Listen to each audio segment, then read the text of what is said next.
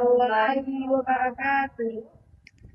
Baik, halo teman-teman, selamat datang di podcast kesehatan kami. Senang sekali kami bisa berkumpul kembali bersama teman-teman nih. Pada episode kali ini, kita akan membahas tentang topik yang sangat penting, yaitu tentang kesehatan reproduksi pada wanita. Bersama saya, Nabila Syifawatami. Saya Siska Yanti. Saya Mutia. Dan ada narasumber kita, Dr. Ratna Dewi SST, MKes. Dan saya Siska. Kesehatan reproduksi sering dianggap sebagai hal yang tabu untuk dibicarakan. Padahal pengetahuan tentang keselamatan reproduksi sangat penting bagi setiap wanita mulai dari remaja hingga dewasa. Nah, betul sekali untuk membantu kita menemani lebih dalam tentang kesehatan reproduksi pada wanita. Hari ini kita akan kehadiran narasumber kita, yaitu Ibu Ratna Dewi, selaku tenaga kesehatan. Selamat datang, Ibu.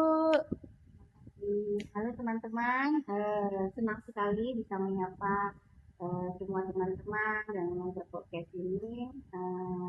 Semoga nanti menjadi topik kita bermanfaat bagi semua.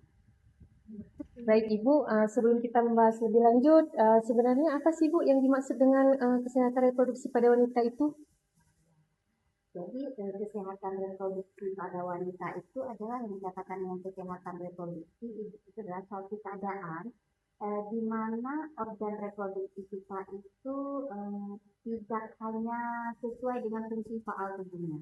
Jadi seluruh organ reproduksi kita itu bisa berguna, bisa bermanfaat. Misalnya organ reproduksi kita itu kan ada internal, ada eksternal. Nah, di mana seluruh organ reproduksi itu bisa berguna, bisa ada tahapannya, bisa masih kecil menuju baik organ reproduksi itu misalnya pubertas ya, nah itu berfungsi dengan normalnya sesuai dengan fungsi faal tubuh kita.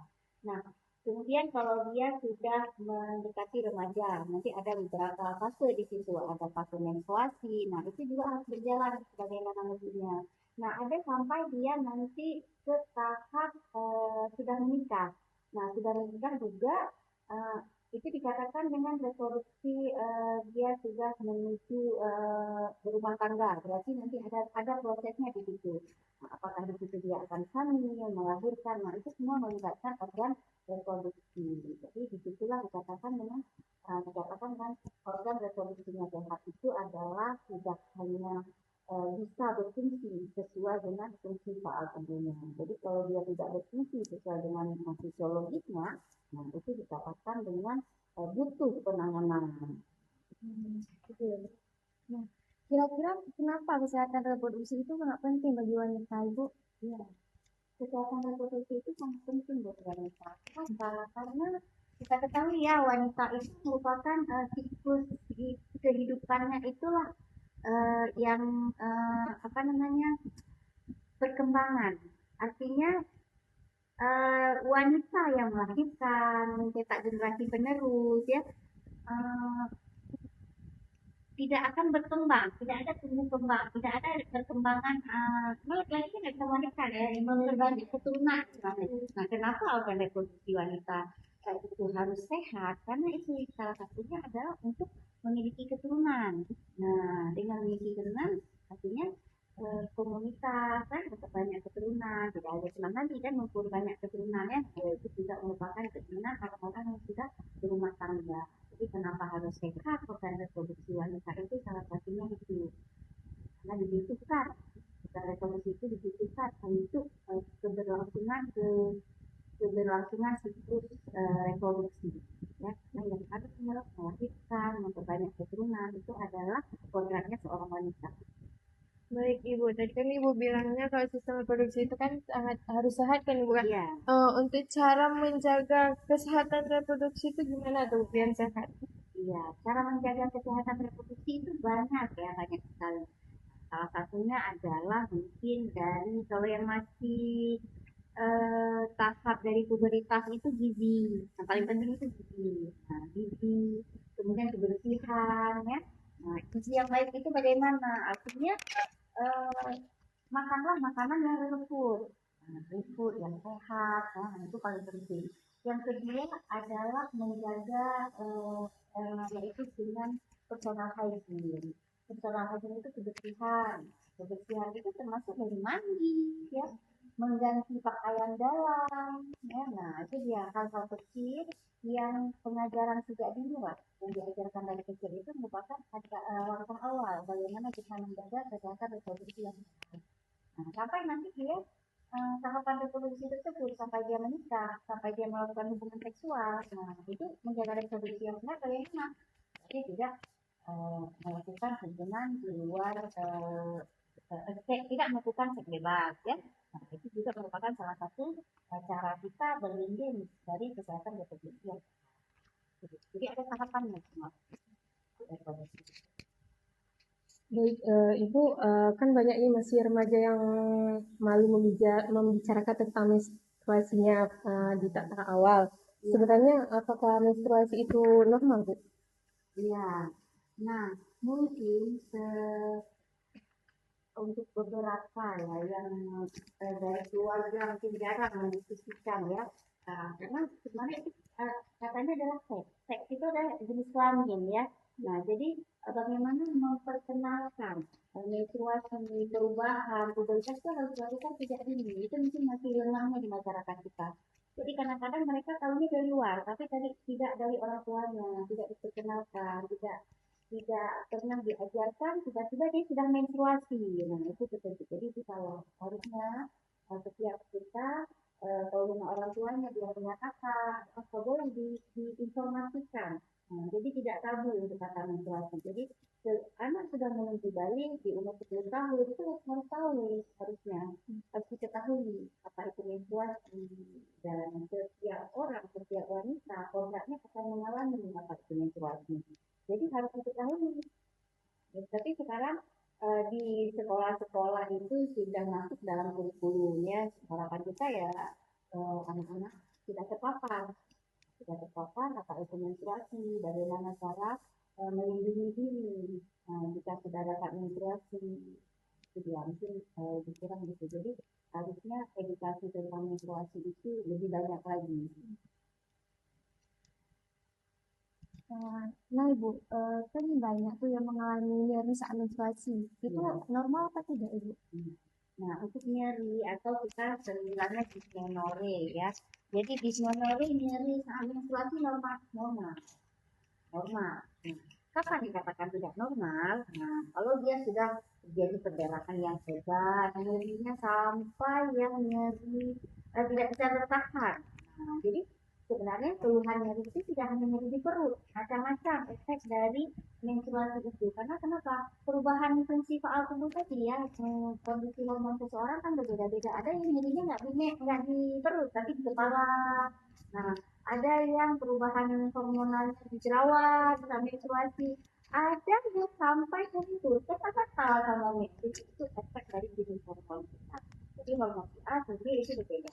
Nah, kenapa hormon berbeda? Itu tergantung apa yang kita konsumsi, tergantung dari DNA kita, ya, keturunan. Biasanya ada yang sampai nyeri, ada yang sesak kalau mau, jadi ada yang sakit kepala, jadi macam-macam. Itu semua adalah kebiasaan dari genetik dan hormonal.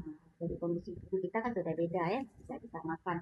Nah, jadi bagaimana kondisi tubuh kita menghadapi menstruasi itu tergantung. Ada yang nggak ada apa-apa, baik-baik saja untuk haid itu, nah, apalagi haid pertama. Nah, itu bisa masih dalam kondisi normal. Dikatakan tidak normal kalau sudah melewati ambang batas, itu harus diperiksakan. Nah, satu lagi kapan dikatakan tidak normal?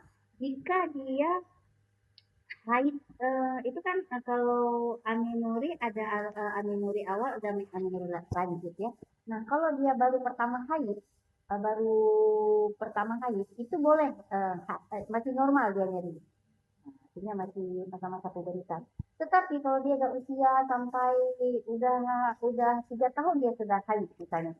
Sudah bukan tahun pertama, misalnya kan usia haid itu 12 tahun, tapi dia 15 tahun masih nyeri, masih sudah tahu deh, rata-rata 15 ya, itu kan rata-rata 3 SMP 15. Nah, kalau dia sampai usia 20 tahun masih nyeri yang tidak itu berarti tidak normal, ada sesuatu.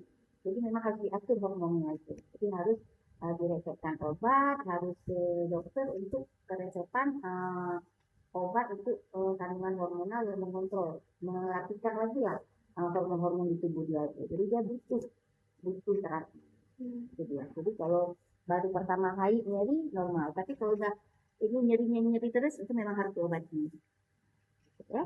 Baik Ibu, tadi kan Ibu bilang nyeri kan Ibu. Terus keluhan apa saja yang memang harus diwaspadai remaja atau wanita yang Ya, maksudnya keluhan yang harus diwaspadai ya.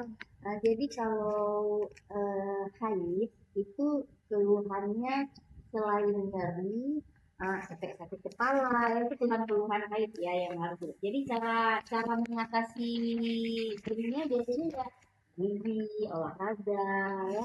Selain gizi, olahraga, kemudian relaksasi itu juga penting. Jadi cara penanganannya kita sih. Jadi kalau senang ya sudah ada senang untuk mengontrol dari Jadi Ibu, apa pesan Ibu untuk para remaja, putri, dan wanita yang ada di luar sana, Bu? Untuk semua. jadi kesannya buat remaja putri ataupun perempuan, anak-anak yang di luar yang bagaimana caranya menjaga kesehatan reproduksi itu ada tahapannya. Jadi kalau dia baru balik saat menjalani menstruasi itu harus menjaga personal hygiene ya, mengganti pembalut di tempat sekali macam. Jadi yang pertama personal hygiene, yang kedua yaitu jaga gizi yang baik, jangan terlalu banyak makan yang non real food istilahnya ya, junk food ya. Jadi berbanyak makan sayur, buah, minum mineral, ya, minum air putih yang banyak di saat kita haid. Jadi menjaga kesehatan reproduksi itu diawali dengan personal hygiene, yaitu kemudian diawali dengan penanganan menstruasi yang benar, kemudian pergaulan dan lingkungan yang baik. Nah, artinya itu kesehatan reproduksi itu juga tidak boleh pergaulan bebas, seks bebas ya, dan itu ada waktunya. Jadi ada masanya, ada waktunya. Setelah terjadi ikatan pernikahan, baru boleh itu dikatakan yang kesehatan reproduksi yang sehat. Baik Ibu, terima kasih banyak Ibu atas informasinya. Informasi ini sangat bermanfaat bagi kita semua dan para teman-teman kita di luar sana ya kan.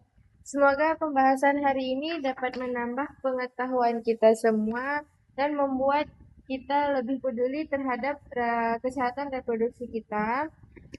Mungkin demikian podcast hari ini. Sampai bertemu di episode selanjutnya dan topik kesehatan yang menarik lainnya.